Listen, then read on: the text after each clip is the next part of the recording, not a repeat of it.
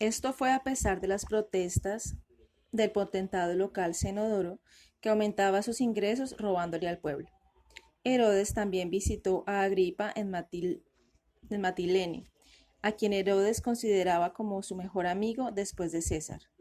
Pero en Judea, Herodes tomó pasos para impedir la rebelión, no permitiendo nunca que se reunieran grupos de gentes y haciéndoles que presentaran juramento de lealtad. Sus agentes espiaban a las personas sospechosas y él mismo salía en ocasiones por la noche con una vestimenta corriente para saber qué era lo que la gente pensaba de él. En el año 18 de su reinado, Herodes comenzó a agrandar y reconstruir el templo a sus propias expensas, lo que sabía que sería su mayor empresa. Después de sacar los viejos fundamentos, echó nuevos cimientos y levantó la estructura de piedras duras y blancas. Unos colgantes púrpuras cubrían las entradas y una vid de oro con racimos adornaba el área debajo de la cornisa. Unos grandes pórticos con 162 columnas corintias rodeaban el templo, que era sostenido por paredes de tamaño nunca visto.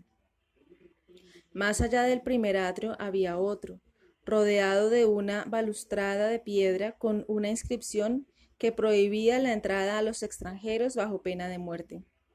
Dentro de este atrio estaba el atrio sagrado en el que las mujeres tenían prohibido entrar. Y aún más adentro había un tercer atrio donde se levantaba el templo y al que solo podían entrar los sacerdotes. En la esquina noroccidental del enclave del templo se levantaba la ciudadela, que Herodes llamó Antonia, para honrar a su amigo. Aquí se guardaban los ropajes del sumo sacerdote, que solo se los ponía cuando ofrecía sacrificio. El templo mismo fue construido por los sacerdotes en 1 año y medio y fue dedicado con una gran celebración. Se dice que durante la construcción no llovió durante el día, sino solo durante la noche, para que no hubiera interrupción en las obras. Esta historia no es en absoluto increíble si se consideran las otras manifestaciones del poder de Dios. Más perturbaciones domésticas. Para este tiempo, Herodes viajó a Italia para visitar a César y traer a sus hijos Alejandro y Aristóbulo, que habían completado su educación, de vuelta a casa. Cuando llegaron a Jerusalén, recibieron una recepción cordial de las masas. Esto provocó la envidia de Salomé, porque ella y los que habían provocado la muerte de su madre Mariam serían castigados por los jóvenes si alguna vez llegaban al poder. Este grupo, por tanto, extendió rumores de que los muchachos en realidad menospreciaban a su padre por lo que había hecho con su madre. Pero por ahora Herodes dejó que el amor venciera las sospechas e hizo que Aristóbulo se casara con Berenice, hija de Salomé, mientras que Alejandro se casó con Glafira, la hija del rey de Capadocia. Al saber que Agripa estaba en Oriente, Herodes le dio una regia acogida en Jerusalén. Luego siguió a Agripa a Asia Menor, donde Herodes recibió la confirmación de parte de él de los derechos judíos en Jonia. Cuando Herodes informó de esto al pueblo en Jerusalén, se sintieron complacidos y agradecidos a él. Pero la disensión en el seno de la familia de Herodes fue de mal en peor, al proseguir Salomé su campaña en contra de los dos hijos de Mariam. Por su parte, los jóvenes eran poco precavidos y mostraban abiertamente su ira contra Salomé y Feroras.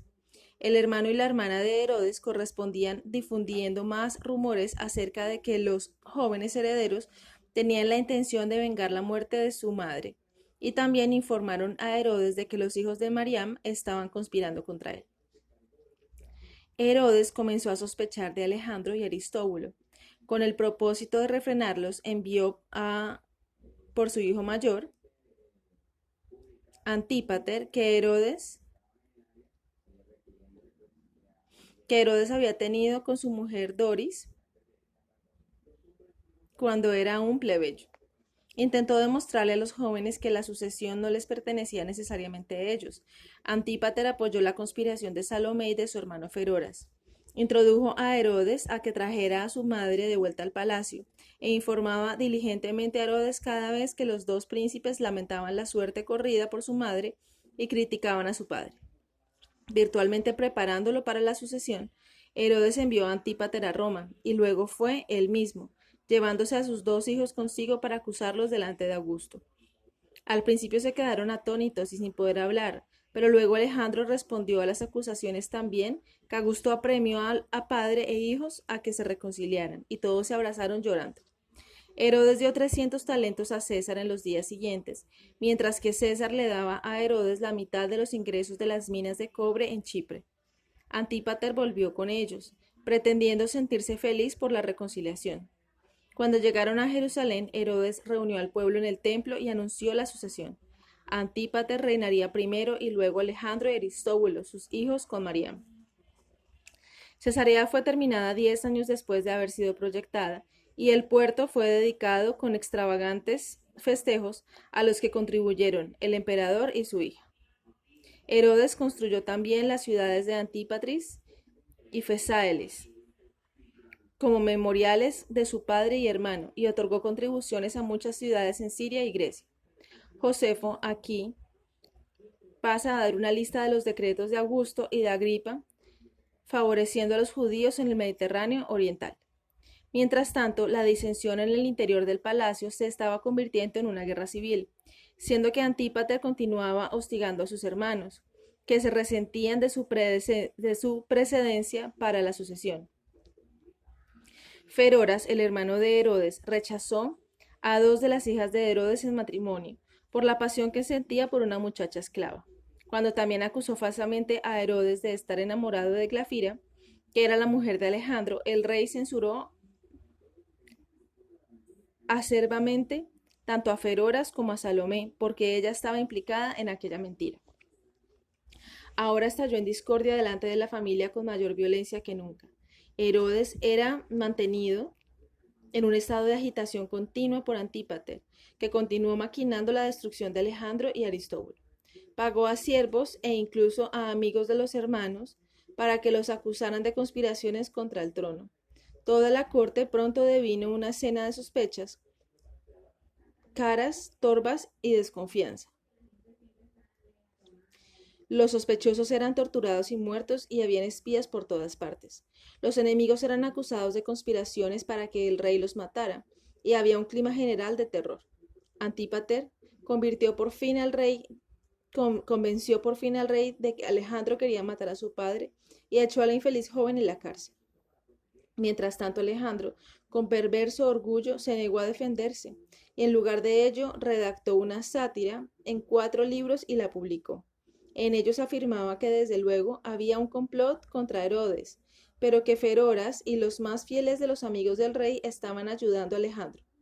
Además, Salomé se había abierto paso un día a su dormitorio y había dormido con él en contra de su voluntad. Todo esto sirvió solo para atormentar más a Herodes. El suegro de Alejandro, Arquelao, rey de Capadocia, se procuró por la seguridad de su yerno e hija, y se apresuró a ir a Jerusalén. Se ganó la confianza de Herodes, pretendiendo primero que creía que todos los cargos fabricados contra Alejandro eran ciertos, y actuando como indignado contra él. Pero paso a paso le mostró a Herodes cuán improbables eran las acusaciones, y logró inculpar a los amigos del rey, especialmente a Feroras, contra quien el rey ya sentía hostilidad. Arquelao reconcilió a Herodes y Alejandro, y también obtuvo el perdón de Feroras, que confesó su culpa. Arquelao volvió entonces a Capadocia con la profunda gratitud y regalos de Herodes. Un aventurero de Esparta llamado Euricles llegó ahora a Jerusalén y se ganó el favor del rey. Pero cuando descubrió las disensiones en los senos de la familia real, en el seno de la familia real, las empleó en su propio beneficio. Se ganó pérfidamente la confianza de Alejandro, pretendiendo que era un amigo del rey Arquelao. Euricles también se congració con Antípater, espiando a Alejandro e informándole de todo lo que decía Alejandro, por lo que fue ricamente recompensado. Antípater apremió entonces a Euricles a que lo revelara todo a Herodes. Herodes creyó fácilmente las mentiras de Euricles acerca de las conspiraciones de Alejandro y le dio más recompensas. Mientras volvía de Esparta, Euricles recibió aún más dinero que Arquelao, cuando pretendió haber reconciliado a Herodes con Alejandro. De hecho, Herodes se enfureció todavía más cuando leyó una carta amañada, supuestamente mandada por Alejandro al comandante de la fortaleza de Alexandrión, insinuando una rebelión. Ordenó que Alejandro y Aristóbulo fueran encadenados y encarcelados. Enfurecido por acusaciones adicionales, Herodes escribió a César, informándole de las acusaciones contra los hijos de Mariano. César, que había planeado añadir Arabia a los dominios de Herodes, abandonó ahora la idea, en vista de la discordia doméstica. Pero le dio plena autoridad a Herodes sobre sus hijos y le aconsejó que convocara un consejo en Berito y que tomara consigo a gobernadores y amigos como asesores. Herodes no quería permitir a sus hijos que comparecieran ante el consejo, sino que apareció él solo ante el mismo, compuesto por 150 consejeros. Parecía tan anhelante de la muerte de los dos que fueron condenados por una mayoría del tribunal, aunque no demostraron las acusaciones contra ellos. La única evidencia eran cartas en las que habían escrito acerca de planes para la huida, junto con quejas de la hostilidad de Herodes contra ellos. Cuando Herodes llegó a Cesarea, toda la gente simpatizaba con los jóvenes y esperaba en suspenso para ver qué sucedería. Entonces, un viejo soldado llamado Tiro, cuyo hijo era amigo de Alejandro, expresó ante el rey el sentimiento general de indignación. Le preguntó qué le había sucedido a su buen sentido, que quisiera dar muerte a dos jóvenes que eran parangones de virtud, que por qué se fiaba más de Antípater, Salomé y Feroras, a quienes tantas veces había condenado a muerte, y a quienes las masas silenciosas y el ejército ahora aborrecían. Herodes respondió haciendo que Tiro y su hijo fueran arrestados de inmediato.